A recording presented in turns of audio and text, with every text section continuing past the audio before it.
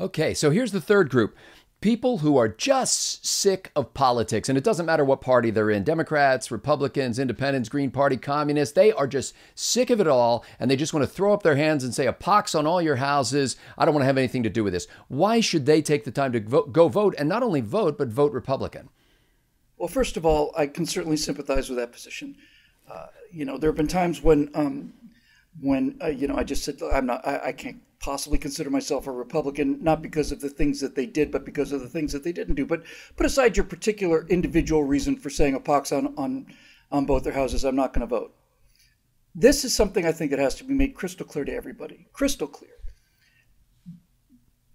When you don't vote, you are still voting. Your decision to not make a decision is a decision, and it's going to affect the outcome of the country. So when you say, well, I didn't vote, so it's not on my shoulders, with enormous respect, that is a cowardly position to take, and it's an irresponsible one to take. You are a product of a society that has been given to you enormous freedoms, unbelievable liberties, unimaginable prosperity, a country whose primary health concern is obesity, even among poor people. That is a remarkable gift that you were born into. And to say that I want no part of it is just not fair. It's morally wrong to not go out there and to be, and if your entire justification for not going is so that you can have the satisfaction of telling people, oh, I didn't vote for these clowns, I'm not impressed. I'm sorry. I don't find that to be a virtue. I find that to be a form of selfishness. Politics throughout history has been just despised. I don't think there's a culture on earth that doesn't, throughout all of history either, that doesn't hold politicians in contempt. And the reason for people having such a low opinion of politics is politicians. With very few exceptions that you can count on one hand, they're people who are in it for gain, and they're not terribly, successful or in many cases terribly bright. So the question is, if I can convince you to go and vote, why would I get you to go and vote for Republicans? If I understand there's nothing out there, but he said, she said, they're liars, we're liars, they're evil, they're stupid. Put that aside for a second.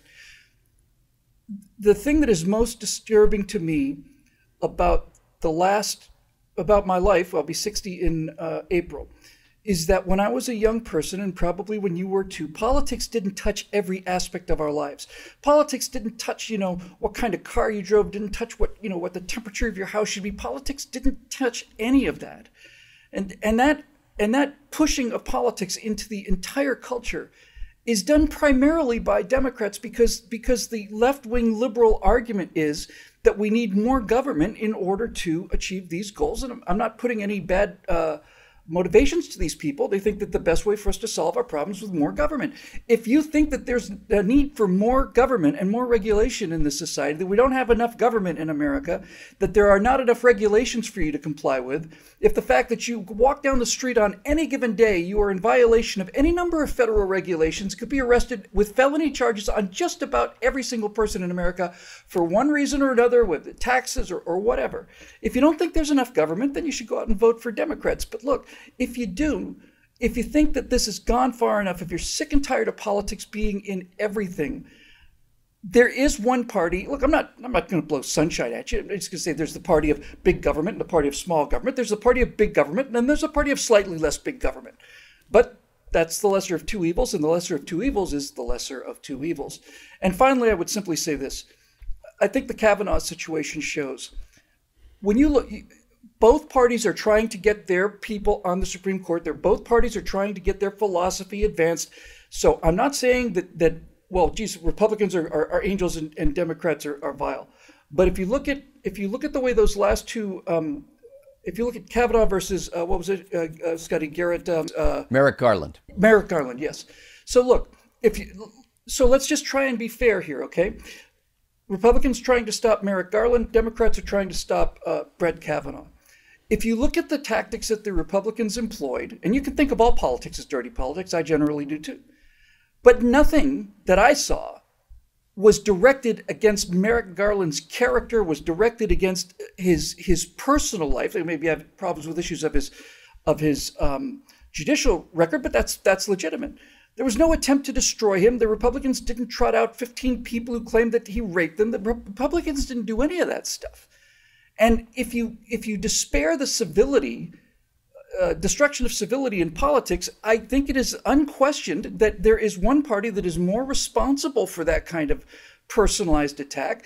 That's the Democrats. That what they did to Kavanaugh, they can do to anybody.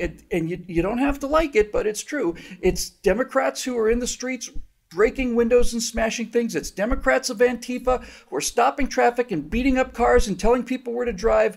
It's the Democrats that are committing all of these violent acts. It's the Democrats that have been doing the things like shooting Republican politicians and so on. They're not equally poxed houses. I agree, a pox on both their houses, but if you have to have a vote in this, and you do, I'm going to put a pox on the slightly less poxy house. There's a case to be made for conservatism, for capitalism, for constitutionalism, and frankly, for common sense. Bill Whittle will be making it right here on Bill Whittle Now, and we'll be doing more of this kind of material at BillWhittle.com because of the members there who pay $9.95 a month, not for something that they can get, but for something that they can give to the country and to the world. We hope you join them today. For Bill Whittle, I'm Scott Ott. Thanks to the members at BillWhittle.com for making this possible.